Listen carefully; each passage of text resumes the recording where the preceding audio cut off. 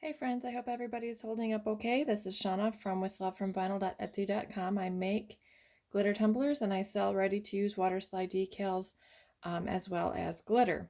So today we're going to do a quick video on applying a clear water slide decal, and this is an example of one of the clear water slide decals we have available. A water slide decal allows you to add a little bit more intricate detail than you would get with just standard vinyl. The thing to keep in mind when you use a clear water slide decal is it does need to go onto an already epoxied tumbler, and then it will need to be resealed after application, and after it dries it'll need to be sealed again with another layer of epoxy.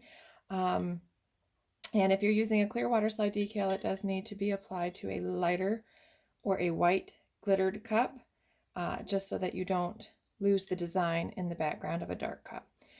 This particular cup is made using Diamond Dreams glitter, and it's actually over a painted ombre base. So this color and this color down here is achieved by using a spray painted base. So this is actually this pinkish color. Dusty Rose is actually the color paint I used to get this, and then the glitter was applied sort of using the tack it method but with epoxy. So anyways, we're going to do the water slide application today. This is just another example of a clear water slide decal applied and epoxied over to get that permanent finish look on the glitter cup. Oh, this glitter cup was done using Opulent Opal over a spray painted base, and it was actually done by mixing the glitter into the epoxy as opposed to actually just glittering over the cup. So today we're going to be using this cup. It's been epoxied twice, free of any bumps or ridges and all of the fun things sometimes you have after epoxying. And we're going to be applying this clear water slide decal, which is available at withlovefromvinyl.etsy.com. This cup is created using Opulent Opal for the top, Tiff's Treasure for the very bottom, and some baby blue mixed in. Some things to keep in mind before we apply the decal is you do not want to sand underneath where the decal is going to be applied, because any sanding that you do is going to leave the cup dull, the epoxy dull in that area. And when you apply the water slide decal, it's going to block that area from being epoxied again. So the sanded area, the dull area, won't be able to be shined back up. If you do need to sand back there, try spraying a gloss sealer over that area before you put on the decal, but I would just avoid applying the decal anywhere that you have sanded. Just keep that in mind.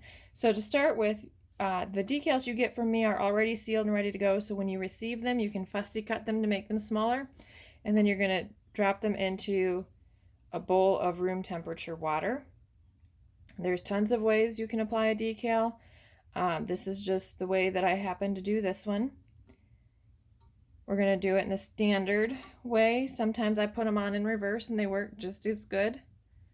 But because this one has words and I didn't mirror the image, we're not going to be putting it on reverse. So we're going to actually apply it with the design facing up, and we're going to remove the backing from behind.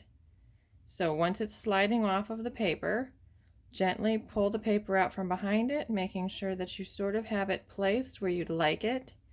I don't know if you'd seen before I did this part, though I did get the cup a little bit wet.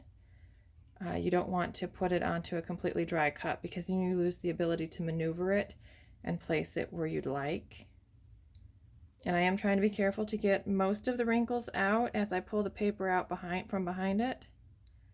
And then I'm going to finish placing it where I like it. Just trying to make sure it's straight. Okay, once it's placed, I use a silicone squeegee. I'll link this in the comments, in the description, and you finish pulling the water out from behind.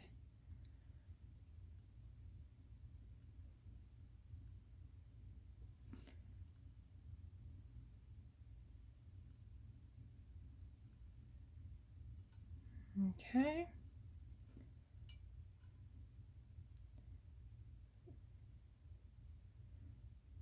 And I'm just making sure that it has stayed level. I don't want to mess with it too much. You might start cracking the design a little bit, but you do have some time to maneuver it more to make sure that you like the placement of it. It's a little bit delicate, but I mean, it can be worked with.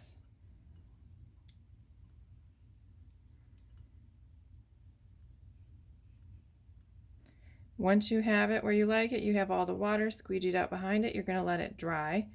Some people do overnight. It just depends on your personal preference. You want to make sure it's completely dry before you move to the next step. The next step will be applying a layer of epoxy over that. I actually just go ahead and take a piece of paper towel to finish pulling off the water from the top. And that's it. So we're going to let this dry before we epoxy over it, and then it'll be set to go. Easy peasy. If you have any questions, let me know. Thanks so much for watching, guys. Have a great day.